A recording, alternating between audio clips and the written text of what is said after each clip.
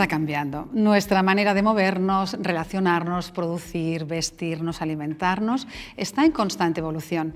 Y en ciudades como Barcelona se vive esta transformación que se explica a través de quienes la piensan, la diseñan, la cocinan, la visten o la reinventan. Y hoy, ¿qué os vamos a contar? Que la ciudad también se cuenta a través de los espacios emblemáticos. Desde Montjuïc, escenario de exposiciones, ferias y Juegos Olímpicos, Barcelona se ha proyectado al mundo. Y hoy, a pocos años de celebrar el centenario de la Exposición Internacional del 29, miramos hacia atrás para pensar hacia adelante. ¿Qué puede aprender la Barcelona del futuro de la Barcelona del 29? ¿Cómo se construye una ciudad para que no solo se habite, sino para que se recuerde y deje un legado? Pues hoy lo vamos a descubrir gracias a un historiador del arte que nos acompaña hoy, que es Francesc Fontbona. Bienvenido. Muchas gracias. Un placer tenerte aquí para hablar de Barcelona. Más placer para mí. Barcelona, nuestra ciudad maravillosa, esta feria, ¿no? Esta exposición internacional del 29 que dejó tanta huella. Yo creo que dejó mucha huella, pero me gustaría que tú, como experto en la materia, nos explicaras cuál fue la huella que dejó la exposición internacional del 1929 y que ahora todavía vive la Barcelona actual y quizás incluso la Barcelona del futuro. Seguramente dejó una huella comercial y económica muy importante. Pero como que mi terreno es la historia del arte, pues me fijaré más en la huella que dejó desde el punto de vista estético, ¿no? Gracias a la exposición se reurbanizó Montjuïc. Montjuïc se había empezado a reurbanizar unos años antes, pero se había quedado interrumpida esta urbanización. Y cuando por fin se hace la exposición del 29, pues es cuando empiezan a construirse los distintos pabellones, los distintos palacios. Y lo curioso fue que, tratándose de una época en que todavía estaba vigente, porque faltaba poco, pero todavía estaba vigente la dictadura de Primo de Rivera, que se caracterizaba por tener una estética pues bastante trasnochada. En cambio, la exposición del 29 fue distinta, porque no sé si porque ya se estaba debilitando un poco el régimen o porque en el equipo rector había una persona como Lluís Plandiura, que era un industrial, pero era un gran coleccionista y que ejerció como de mecenas de muchos artistas de aquella generación. Pues Plandiura, yo creo que fue el causante de que intervinieran allí un tipo de arquitectos y un tipo de pintores que tenían poco que ver con los que gustaban al gusto como cuando se hizo, por ejemplo, Conde Montseny hizo las pinturas del Salón de Sant Jordi, ¿no? Que fue una cosa muy, muy trasnochada, que por cierto hace poco que se ha quitado de allí. Bueno, pues lo que dejó la exposición del 29 fue toda una serie de edificios que en principio muchos de ellos no eran para quedarse, sino que muchos estaban pensados para ser derribados después, pero que en su mayoría, o bastantes de ellos, quedaron. Pues el actual Museo d'Arqueologia, que era pues el Palacio de las Artes Gráficas, delante mismo pues lo que es el Mercat de les Flors, el teatro actual, que también era un edificio de la exposición del 29. Allí participaron pues arquitectos muy elegantes, muy noucentistas, como pues Duran Reynals o como Pelai Martínez. Luego las torres de entrada que también se tenían que derribar después, que eran inspiradas en el campanile de Venecia, que eran de Ramon Reventós, que era un gran arquitecto también de origen noucentista. El mismo Ramon Reventós dijo el Teatre Grec. El Teatre Grec que fue una aportación no solo arquitectónica, porque arquitectónicamente pues el Teatre Grec es una adaptación en pequeño del Teatro de Epidauro, pero sí que desde entonces, con ciertas interrupciones, pero cada verano, porque claro, es un teatro al aire libre, pues cada verano ha generado temporadas que han vivificado culturalmente la ciudad. Incluso en un edificio como el Palau Nacional, que era el edificio pues más pomposo, más cercano a la estética de Primo de Rivera, por decirlo así, pues las pinturas interiores también fueron pues apadrinadas por esta idea de Lluís Plandiura, de manera que la cúpula pues está pintada por Francesc Galí, que era uno de los grandes representantes del noucentisme y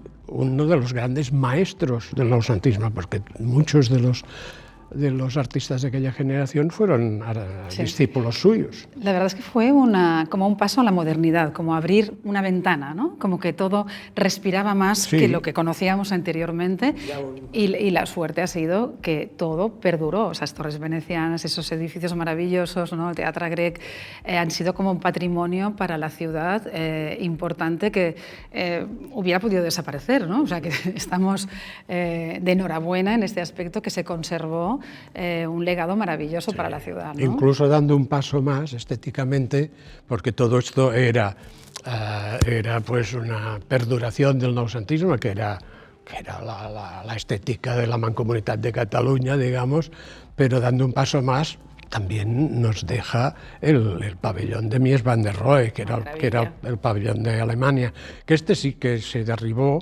pero fue reconstruido pues pieza por pieza, siguiendo los planos originales, y ahora está como el día de su inauguración, ¿no? Que claro, era la entrada del racionalismo arquitectónico en nuestro país, y entraba también con el calzador, digamos así, de la exposición del 29. Sí, pues todo ubicado en Montjuïc, que ha sido también un gran pulmón para la ciudad, ¿no?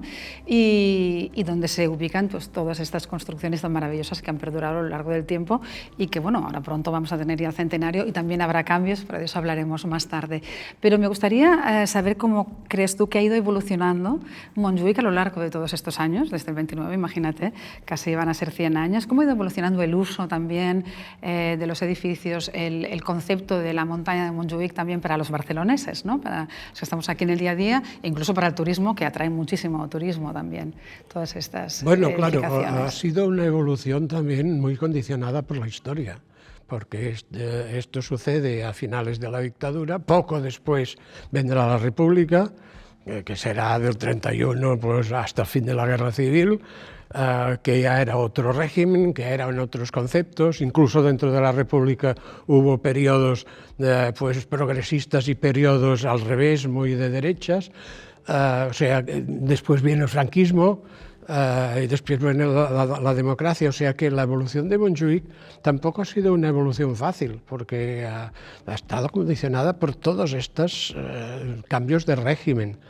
Pero lo que sí dejó pues la urbanización de Montjuïc en general, pues fue un gran espacio que se dedicó a la feria de muestras. Esta feria de muestras, pues en los años 50, que yo ya circulaba por este mundo, aunque fuera un niño, pero pues la feria de muestras cada año era un acontecimiento ciudadano.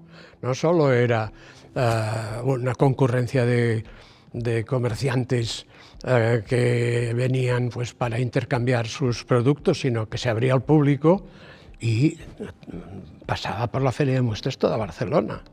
Y era, en un momento gris de nuestra historia, pues era como una fiesta, ¿no? Era una fiesta que duró muchos años y que además pues, la vivías desde muchos puntos de vista, porque es que incluso desde el punto de vista gráfico, la Feria de Muestras tenía unos carteles que estaban diseñados por los mejores grafistas de la época, ¿no? Y cada año el cartel de la Feria de Muestras pues era un acontecimiento. Sí, y era un punto de modernidad que en lugar de, no sé, por ejemplo, el cartel tipo, porque hubo varios, pero de la exposición del 29 era de un dibujante que se llamaba Rojas, era una cosa muy antigua.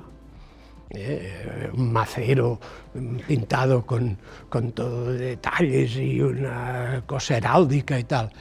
Y hubo otros carteles en la exposición del 29 dedicados a cosas que eran mucho más bonitos, interesantes y modernos. Más modernos, ¿no? Pero es que en la época de la Feria de Muestras, quizá en los primeros años eran carteles un poco antiguos, pero después ya enseguida, a mitad de los 50, ya empezaron a ser... Puede haber una creatividad también, sí, un diseño, ¿no?, que siempre ha caracterizado y claro, la feria. aquello influía en toda la ciudad, en una época en que la ciudad pues no tenía unas ilusiones especiales, pues la Feria de Muestras era... Es un legado, ¿no? Nos ha dejado una... Sí. O sea, ahora vamos a entrar en otra etapa Sí, ya de la sí. Feria de Muestras, ¿no? Pero bueno, nos dejó como una ventana abierta, como decíamos antes, a la modernidad y a través de allí una apertura al mundo, ¿no? Y esto tiene que continuar siendo así. No sé, ¿qué piensas tú? ¿Cómo crees qué ingredientes o cómo crees tú cómo imaginas la nueva Feria de Muestras? No sé, porque claro, una feria de muestras en principio es un acontecimiento de tipo económico y claro, tiene unas finalidades económicas. Y por este mismo motivo, pues también la feria de muestras, por una parte, pues ha tenido cosas positivas, pero por otra ha tenido cosas un poco, no sé, también ha sido una barrera, ¿eh? Para los que consideramos que el MENAC, el Museo d'Art de Cataluña, que antes ya existía, pues es importante. Cada vez que había un acontecimiento en la Feria de Muestras, pues para ir al MENAC habías de dar la vuelta por la calle México, por la calle Lleida, porque quedaba totalmente colapsado. O sea que aquí el ayuntamiento y el museo, a pesar de que el museo fue municipal mucho tiempo y después, desde que forma parte de un consorcio, pues el ayuntamiento también está representado, pero ahí no se entendieron bien, porque se habría podido dejar una cierta permeabilidad para subir pues, al museo. Bueno, es un aprendizaje también, ¿no? Sí. Supongo que Montjuïc también nos ha dejado aprendizajes, como por ejemplo este que nos explicas, sí. ¿No? Prever algunas cosas que quizá ahora, ¿no?, con el nuevo planteamiento de la FIDA, se pueda aprender de todo esto para hacer algo como más, acercarlo mucho más a la ciudadanía y que sea mucho más cómodo para todos, porque una gran ciudad siempre es un poco complicado, ¿no?, mover tanta gente que va a las ferias, mover tanta gente que va a la montaña de Montjuïc, que yo creo que es una montaña que se ha acercado mucho al público, pero quizás todavía se puede acercar más. No sé si tú, como historiador del arte, tienes alguna idea de decir, bueno, es que Montjuïc debería todavía volcarse más en la ciudad, o crees que está bastante integrada y más lo va a estar en estos nuevos tiempos. Hombre, Montjuïc hoy tiene un mérito grande, que es que de ser un enorme fantasma para la ciudad, porque Montjuïc no estaba integrado en la ciudad, al revés, era como una especie de peñasco que estaba aquí, ahí, ¿no? Y que además, para más INRI, en su cima pues había un fortín militar que servía para bombardear la ciudad de vez en cuando. O sea, en el siglo XIX es que el general Espartero machacó la ciudad desde Montjuïc. Y en el 1843, pues al año siguiente, un general mucho más simpático para nosotros, como el general Prim, también se cargó el movimiento de la Jamancia, pues a base de bombardear la ciudad. Es una montaña que tiene una parte más oscura y una más luminosa. Claro, ¿no? Y esto, para la historia de Barcelona, Montjuïc no era algo que estuviera entrañablemente unido a la ciudad, al revés, era una pesadilla, ¿no? Sentimientos encontrados, ¿no? Y conseguir que esto cambiara, y esto cambió en el siglo XX, porque a principios del XX todavía allí se hacían pues los consejos de guerra contra los anarquistas y allí se fusilaba gente, y ahí, o sea, continuaba siendo, y no digamos, porque hubo sus más y sus menos, pero con la guerra pues también aquello fue prisión militar, etcétera, etcétera. Claro, que Montjuïc haya cambiado su sentimiento desde la ciudad, pues dice bastante de los esfuerzos colectivos de una serie de generaciones de barceloneses. De integrar, ¿no? Incluso de distintas tendencias, porque claro, había habido también. Ha pasado mucha gente por aquí, ha pasado muchas ideologías también.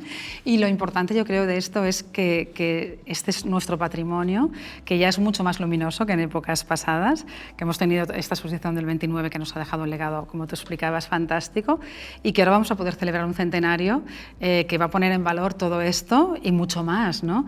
No sé cómo crees que deberíamos celebrarlo esto en la ciudad. ¿Cómo ves tú la celebración de este centenario? ¿Cómo la imaginas? A ver, yo creo que... No a nivel arquitectónico, porque evidentemente tú eres historiador, pero claro, a nivel social, a nivel de historia, a nivel de riqueza, ¿no? Para empezar, yo creo que las conmemoraciones están muy bien, pero claro, sin olvidar de que lo importante es lo conmemorado. O sea, por mucho que hagas, lo importante fue la exposición del 29.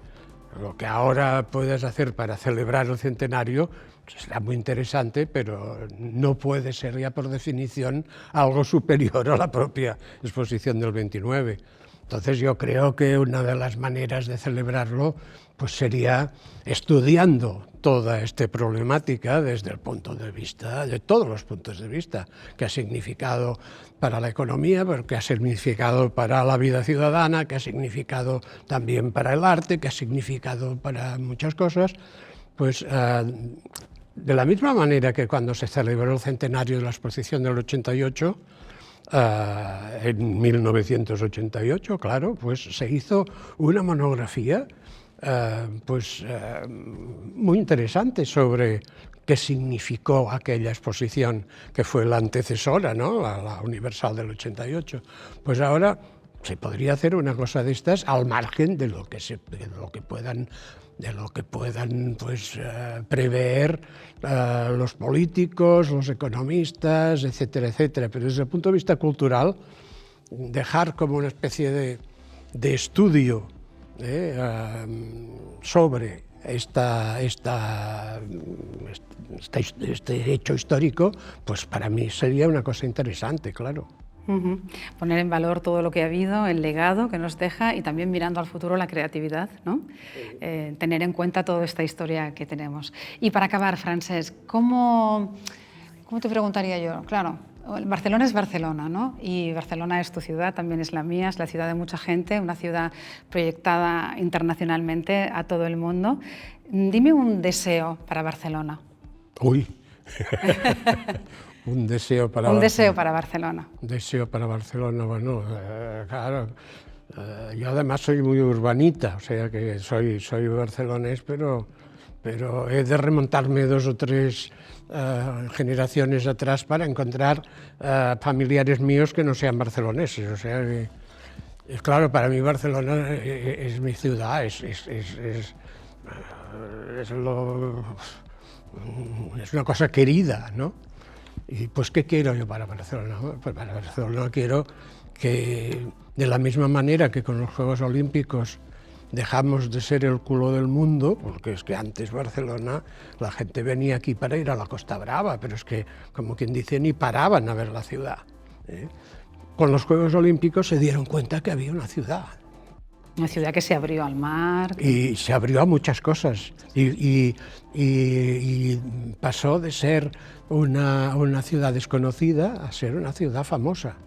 Yo me acuerdo que pocos años después de estos los Juegos Olímpicos, en Londres, en uno de estos autobuses que circulaban por Londres, pues el guía, bueno, era una cosa grabada, ¿no?, pero lo estabas escuchando y bajaban, me parece que era por Regent Street y tal, y decían, la arquitectura de Londres es una arquitectura que tiene su interés y tal. Dice, no es como la de Barcelona, que es mucho mejor. Bueno.